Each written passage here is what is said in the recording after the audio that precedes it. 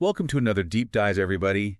Today, we're going to be tackling learning itself. Oh, wow. Led by Dr. Marie Norman, Okay. co-author of the book, How Learning Works. Oh, cool. And I am very excited to unpack this with you. I think this is a really interesting one because Dr. Norman, her background isn't just education. Right. She started in cultural anthropology Oh, wow. before moving into medical research education. That's fascinating. Yeah, so that blend, I think, is going to give us some really unique perspectives. Absolutely.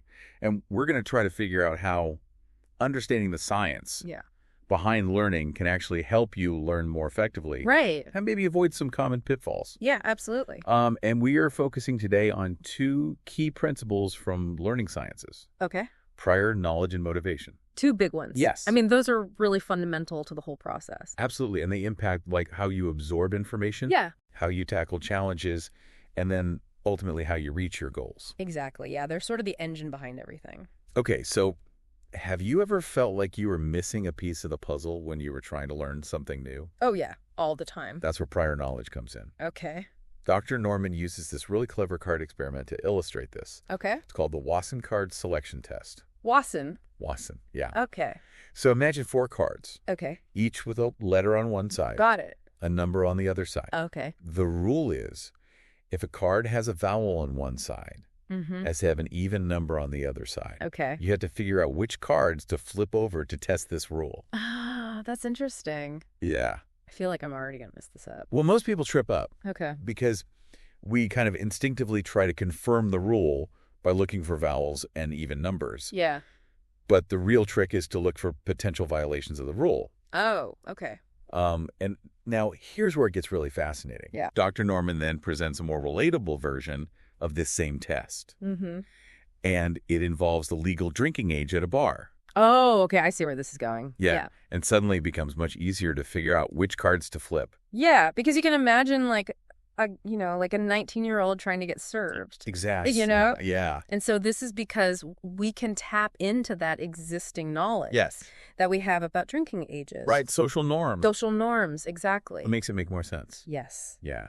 And this just highlights how our prior knowledge acts as this framework Totally. for new learning. Like a scaffold. Yes. Yeah. When we can connect the new information to something that we already understand, Yeah. it just clicks and learning becomes much smoother. Yeah. It's like you have a place to put it. Yes, exactly. In your brain. Yes. It's not just floating around out there. Yeah, I love that. Okay, so Dr. Norman states this formally as, when activated, sufficient, appropriate, and accurate prior knowledge helps learning.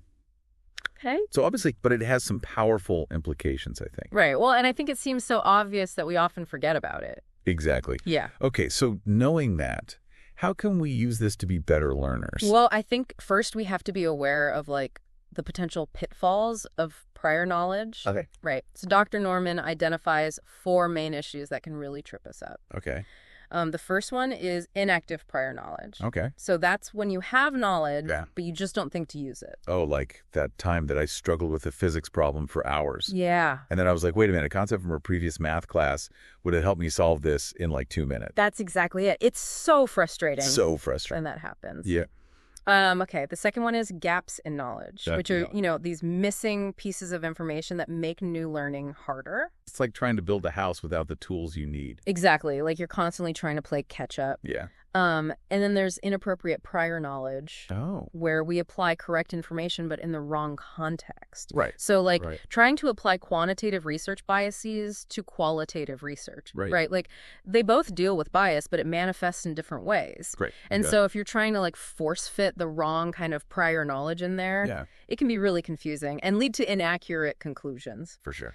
And then the last one is inaccurate prior knowledge. Okay. And that's when we're holding on to these misconceptions or misinformation Right. that are actively hindering our learning. Oh, yeah. Think about conspiracy theories. Oh, yeah. Those are a great example because those beliefs can clash with new information Cool. and make it really difficult to objectively process and evaluate the evidence. For sure. So these are some serious learning roadblocks. Yeah, they can be. But now that we're aware of them, Right. what can we do about it?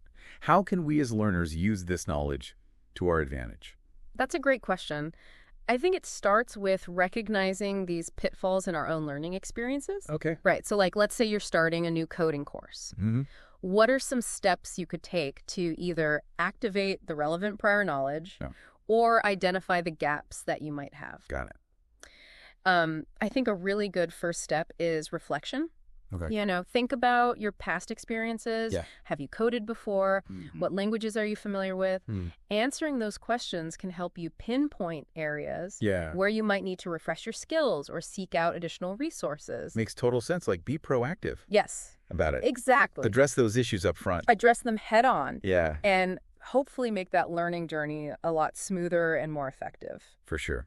Now, another important aspect of prior knowledge is recognizing that even experts can have blind spots. You know, like that time I was trying to learn how to bake bread from my grandma, who has been baking for decades. Right. Her instructions were so vague. It was like she assumed I already knew all the little tricks and techniques that she'd picked up over all those years. Exactly. And it's so frustrating. Super frustrating. As a learner, to be learning from someone who's skipping over those steps or using jargon that's totally unfamiliar. Yeah.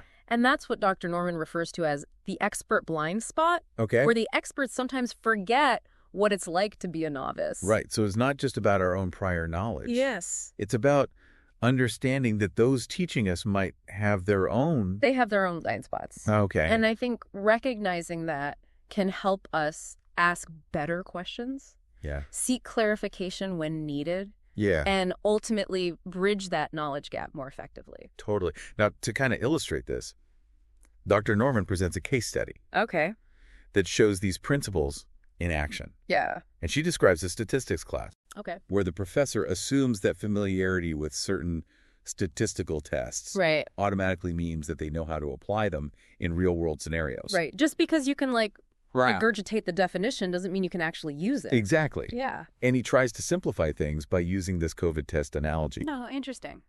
But even that oversimplifies the complexities of applying the statistical concepts to real data. Yeah. Yeah. And so as a result, students struggle. Of course. Some choose the wrong statistical tests. Right. Others misapply the right test. Yeah.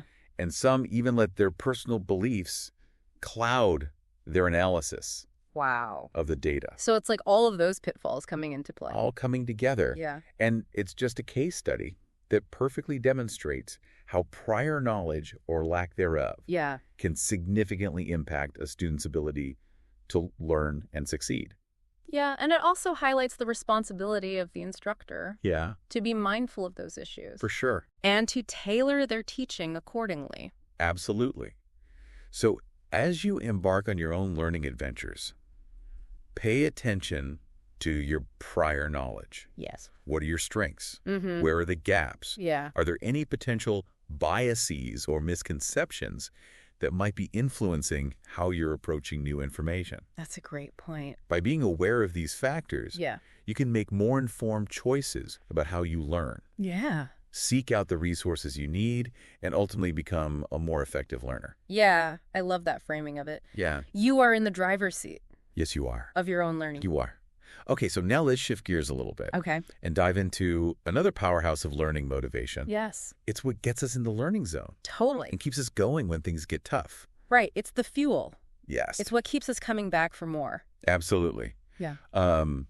But motivation is more than just feeling excited or enthusiastic about something. Right. It's not just a feeling. Right. It's about having the drive to actually engage in the actions that lead to learning. Right. So it's not enough to just be interested in a topic. You have to actually put in the effort. You got to do the work. Yes. You got to show up. You got to do it. Yeah. And stick with it even when things get challenging. Yeah, exactly. And it can take different forms, right?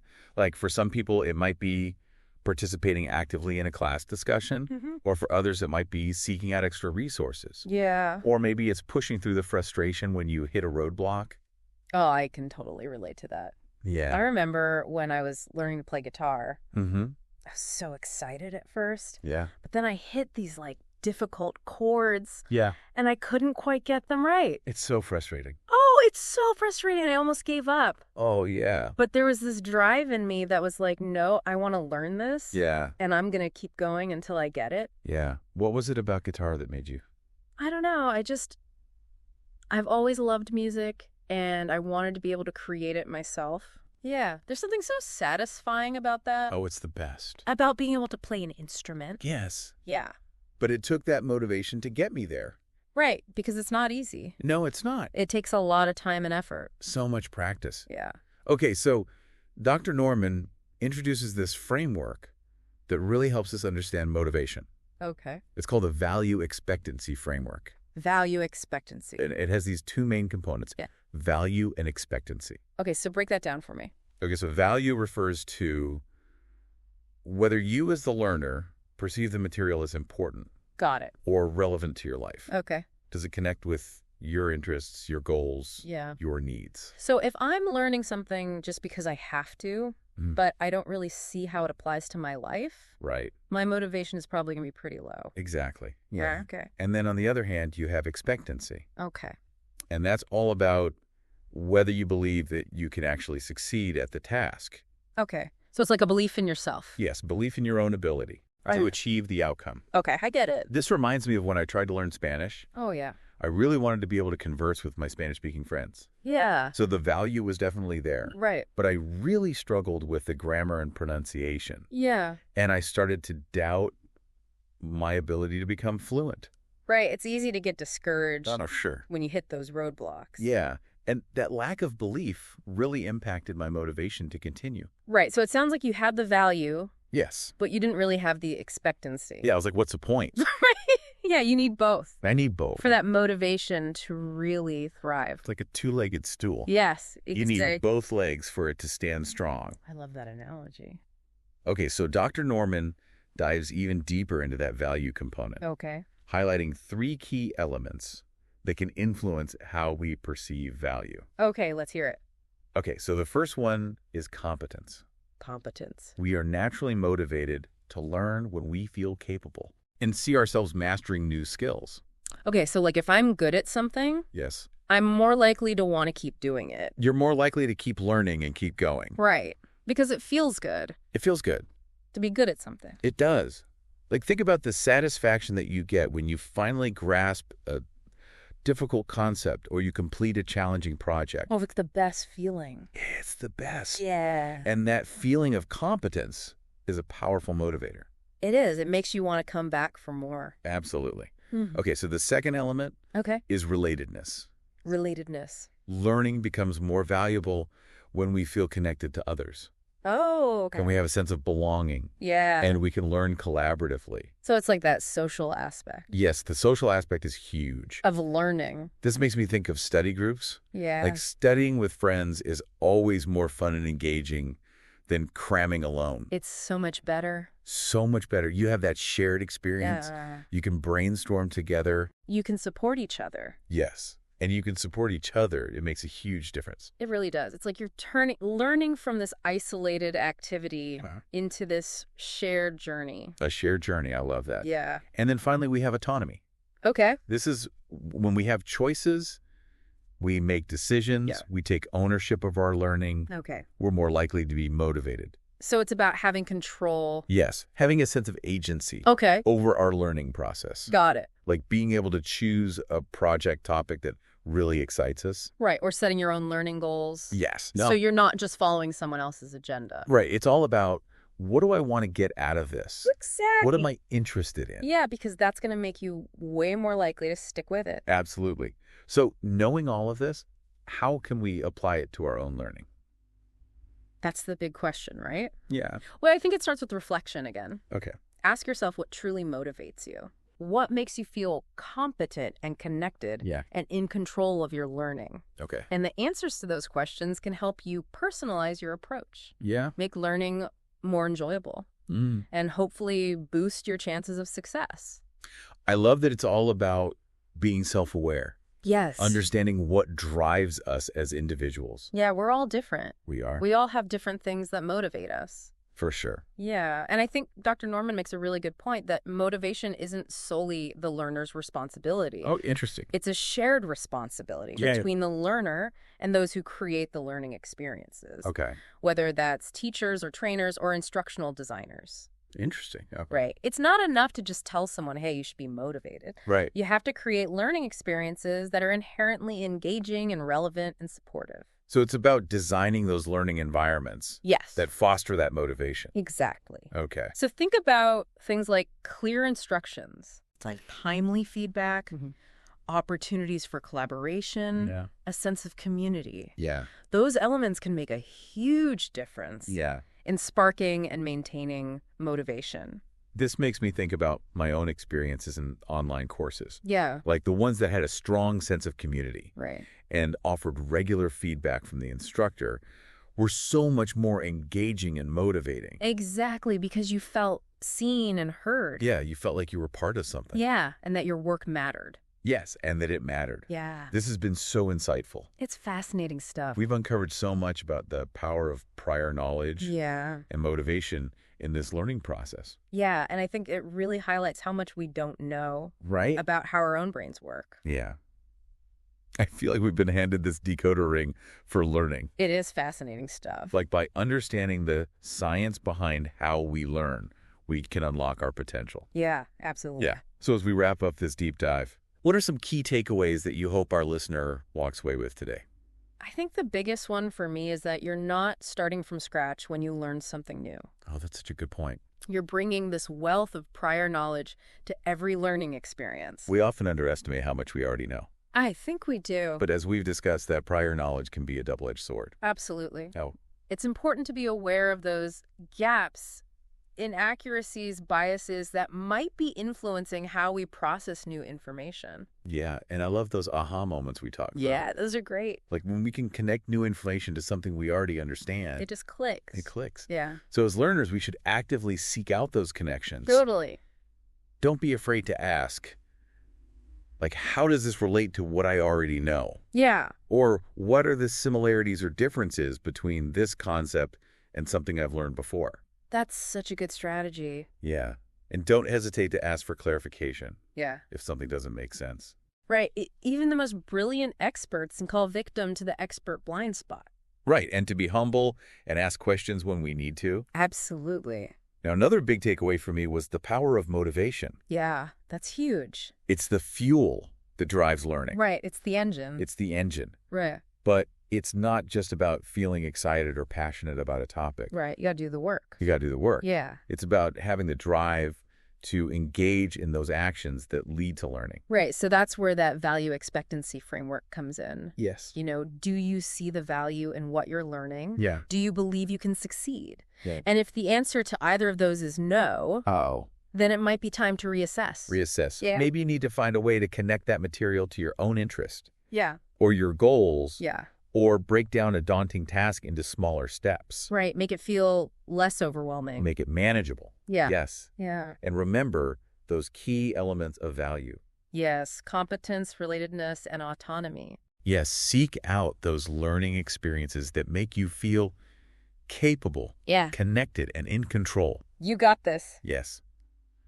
Whether you're taking a class, reading a book, or trying to learn something new in everyday life, I think these principles can make a huge difference. They really can. I think so too.